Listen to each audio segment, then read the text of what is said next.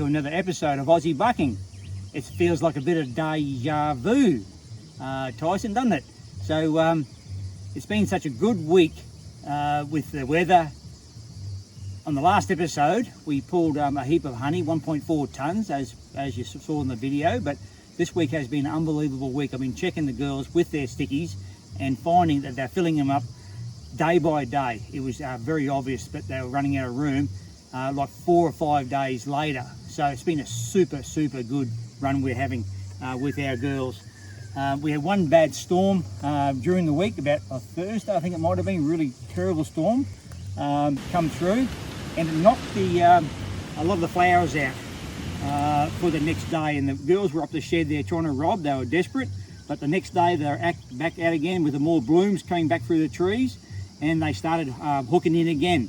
So I've been down, it's Saturday today. We started pulling, what day, Tyson, last week? Last Friday? The week before Friday. The week before, yeah. So I started pulling yesterday again, so a week, so like 7 days later, I'm pulling more frames out that actually started building on top of the lids and some of them. So we've done 8 boxes so far this morning. So heading down now to pull some more this afternoon. But it's unbelievable. I think there might be another, say, close on a tonne they've pulled in a week. And I'm saying that maybe about 35 hives it's all it's come from. So I'm going to give you some statistics here. With the 35 hives that I reckon I pulled last week from, I've done some figures up, and that we produced 1400 kgs, approximately 105 supers that I pulled off the 35, if I had 3 on an average. So that would be 540 frames. That gives an average of 2.5 kilos per frame, which is not too bad, I believe. They say that plastics don't fill out as much as timber, but some are really full. One girl trying to commit suicide on me. But I'm going to talk about frames now, and plastic frames. These ones here, let's get the brand of them. They're Australian made ones. There's no brand, yes there is a brand on here. So, Tyson, what is that? Benfibula.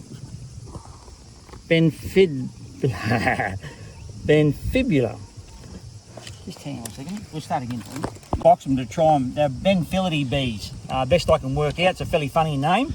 But they are Australian made, and they've got benefits of having no holes in the side where the hive will go into. They're a flush all the way around, as you can see. But they're good, but they are bad. They're no good. So what happens is, once they get full of honey and weighted down, when you put them in the box just a bit heavy, they snap off here. So they need to improve on that part of it, just make it stronger, and they'll be okay frames.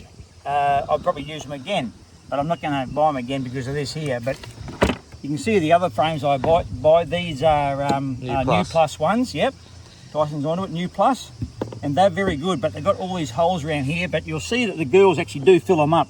Here, Tyson, just show a picture of that. They do fill them up over time and block them all up. I've seen ones that are actually blocked all the way around, which it means the other ones don't really need that sort of situation. But these are strong. You can see that they're all solid here, so quite strong frames.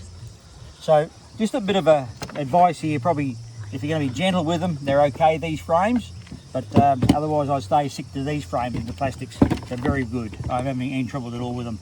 So let's go back to pulling honey, Tyson.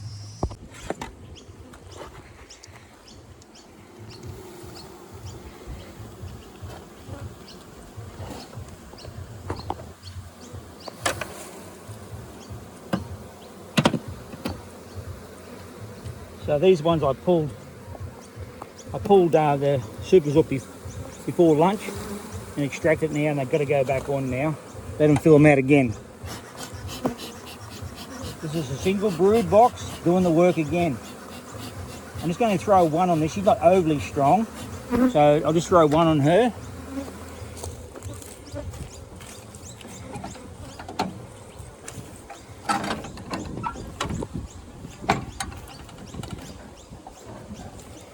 give her a sticky back. Come on, girls. Gentle, gentle as I can. Yeah, well, don't show that one, Tyson, please. I'll just try to release her out. Here she is. But unfortunately, some are going to die, which is unfortunate. I don't like it, but that's just a fact of life. I'll be as gentle as I can. A lot of times I don't wear gloves because I can be gentler when I don't wear gloves. Another thing is too is with hive tools, I like the Australian ones. They're much better. I've tried the American ones, which is like this, but it's got an angle back this way. But you can't believe the difference. My mentor, Sean, back in Emerald, he showed me the trick of this here. He goes, whatever you do when you start using your hive tool, do this little modification to it. Trim it back to like a sharper U. When you try to pull it in like this, they're too big and chunky, and they're hard to pull out. But when they go in like this here, it's a lot easier. Much easier to work. After you do one of these modifications to it, you'll do it to every one of them. I haven't done a few of them, but I've got heaps of them laying everywhere, so they're pretty easy to bloody lose. But also, when you do this here, it fits in there properly and opens the holes back up where the girls have filled it in. Let the hive beetles traps work properly. If you do that with there, they can't fit in. Can't fit in. So one of the best things you can do with your hive tool, well, it is the best thing that you can do with hive tool, is do that little modification there. It is unbelievable difference.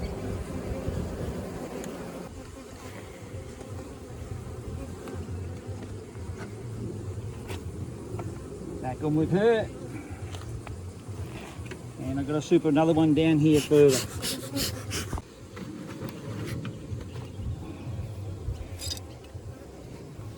Get rid of that new one.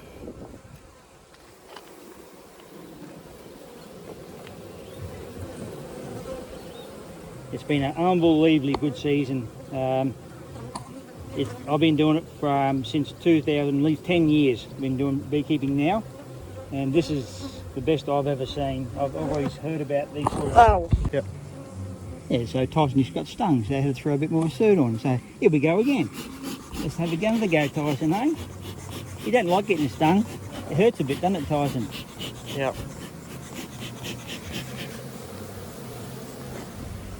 So quite a good numbers.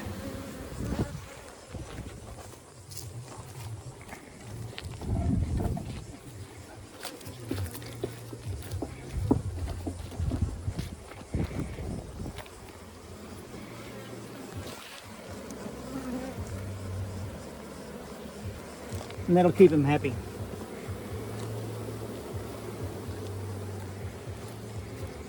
Where is my traps? This one. Under here, I think. I've got to pick up this with no hands. With no, I've got hands, but pick it up with no gloves. And just give it a little shake up there. Hard one-handed.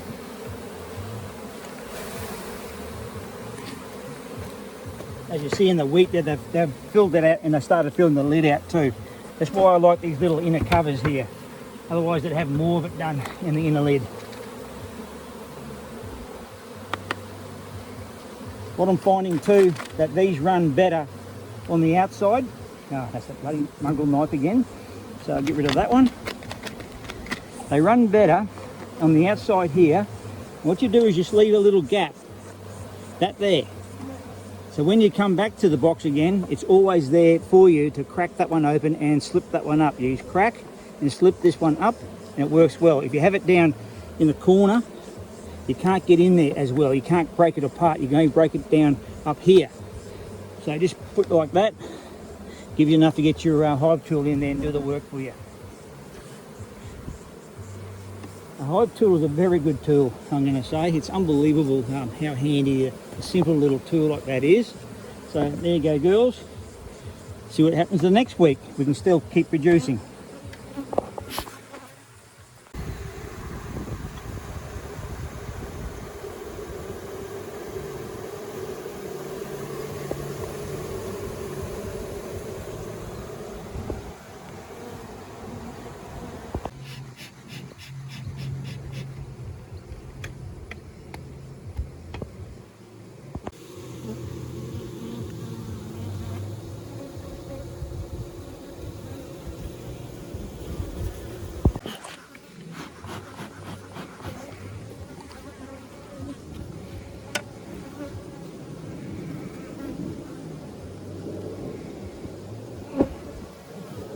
here we are again. To see what's in here. It's only been a week, less than a week, since I pulled these last time. And she's a single brood box again with 2 honey supers on. So the bottom one will be maybe fuller than the top one. Let's see what's here. And capped already, see? Not quite capped all the way over, but still capped. All full. They're all full of honey again. So I already extracted something like this, and the content, the moisture content's good. So you can take them. Number 2's like.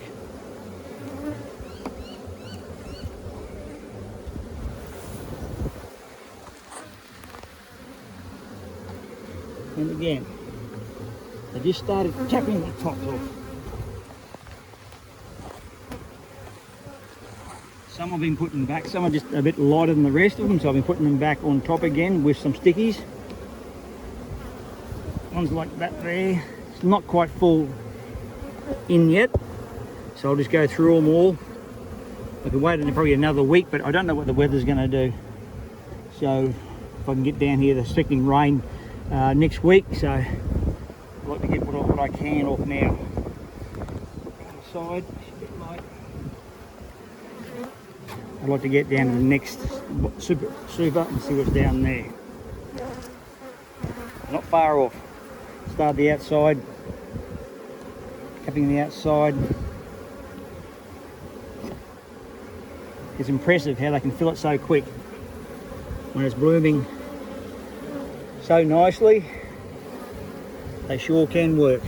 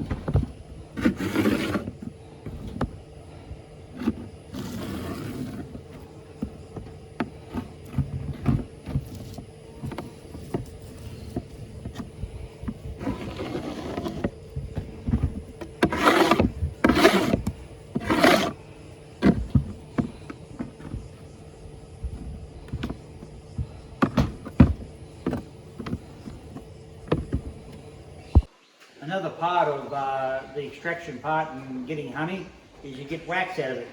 So we just weighed it on the scales here, and we've got 13 kilos. I'll just lift it back up again, Tyson. How does it start? Do you know? Put it down. Put it down. Yeah, 13 kgs, you can see that. So times that by, say if you get, I don't know, 15 up to $50, it varies a fair bit on price. It's still a bit of money, but I use it going back onto my plastic frames when I get new frames. I coat it, as you see in other episodes. It's the best part of having your own wax, and it's the easiest way, the most purest way you can have is to do your own wax. So just a part of the extra bonus you get from making honey and having bees. So and another thing is too, I'll just say that all the gear I've got has been actually paid for by the bees. I've never ever sunk money in, only when I first started off with the 1-2 hives. I sunk the money in then, but after that they've paid pretty well all the equipment that I've got, and all the equipment that you see the girls using is all being paid by them. It's taken 10 years, but I think the people that go too quick and expand too quick and put a lot of money into it, it's a recipe for disaster, and I believe that you've got to grow with your bees. So I hope that's helped someone along the way with the information, might help them. And thanks for watching, and see you next round.